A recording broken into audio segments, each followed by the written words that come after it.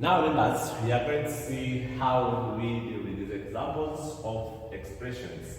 Now, I'm going to start with this one. This is now an expression. This one we call an expression. Given that x is that, y is that, and z, if x, y, and z have been approximated to the next integer, find the maximum and the minimum value of the following. So these are the ones they are giving us.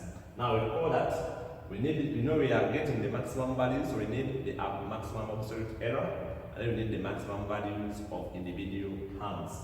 Now, remember the maximum absolute error is given by this, where n, number of decimal places, and so if I have x max, if I need the maximum value of x, I get x plus the absolute error, the maximum absolute error.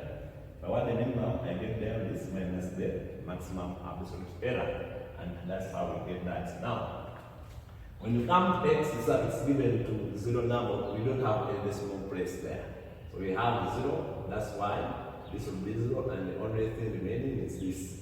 The same here we have 0, the same here we have 0. That's how we are being able to cut it down. The maximum possible error in z, the maximum possible error in y, and the maximum absolute error in z, that is it. Then we get the maximum of x, we get x plus the ex, that's what we get. Minimum, we subtract. The same for y and also the same for z. Now we start with our questions. Let me get now x plus y plus z. Now what we do, you first get the exact value of this. So the exact value of this is going to be now, this is going to be 6 plus 8 plus 10, which is going to give us 24. Why am I doing this?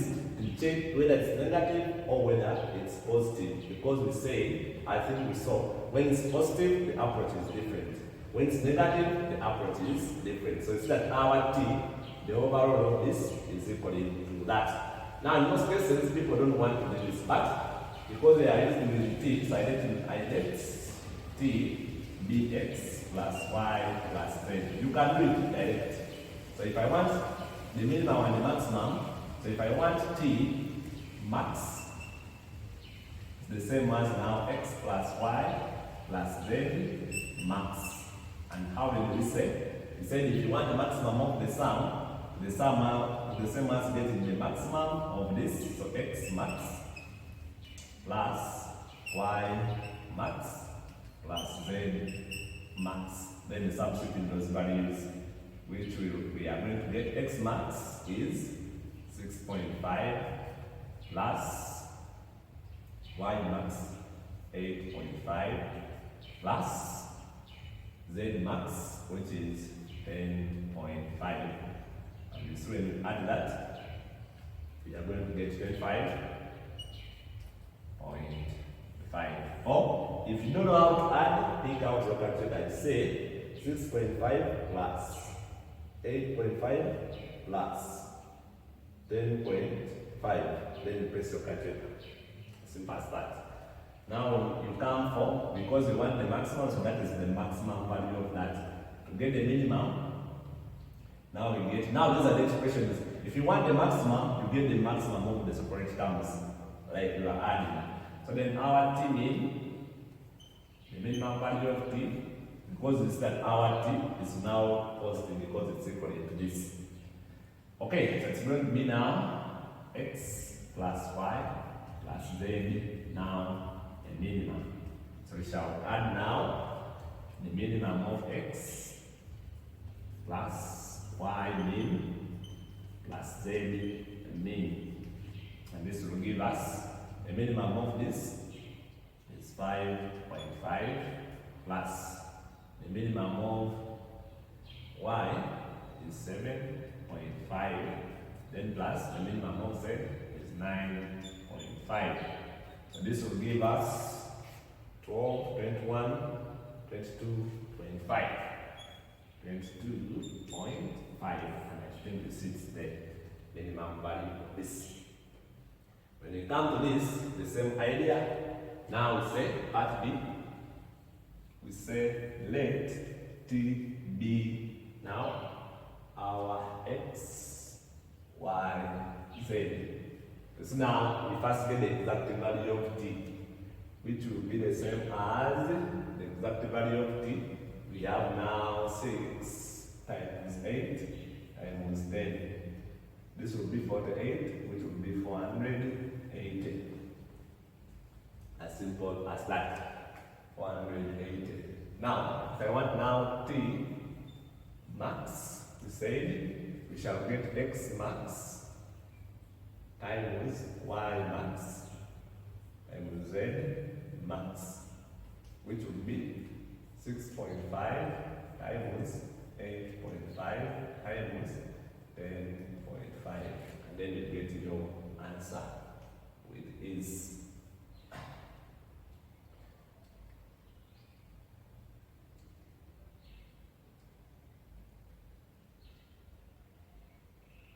The answer I'm getting here is 5, 8.125.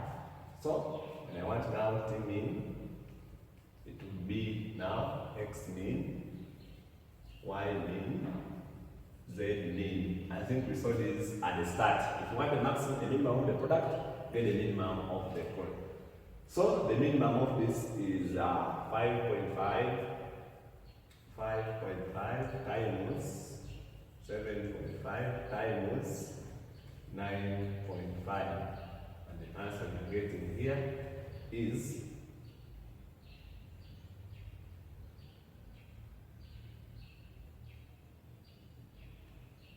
391.875.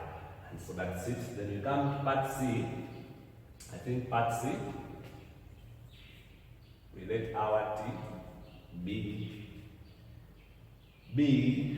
z minus y, which will be our z is 10 minus y, which is 8, which is 2. We do this to test the sign, so now the sign is positive. Now, if I want t max, my t max will be now z minus y, also max. How do you maximize this? You say you maximize the first, then you minimize the second. Because if you want this big, it means that you have to subtract something small. That's why you minimize this. And our z maxima is 10.5 minus y minimum 7.5. And the answer here we get is going to be 3. When I come now to t mean, I'll get now z minus y mean, which will give me now, this one is going to give me my z. If I want this minimum, I'll get z mean, then minus y max. If you want to minimize this, it means make it small and subtract something big so that make it more smaller. So my z here mean is 9.5 minus my y max, which is 8.5. And you see the answer there is going to be 1. The answer is 1. So now when I come to part D. Part D, we have x over y.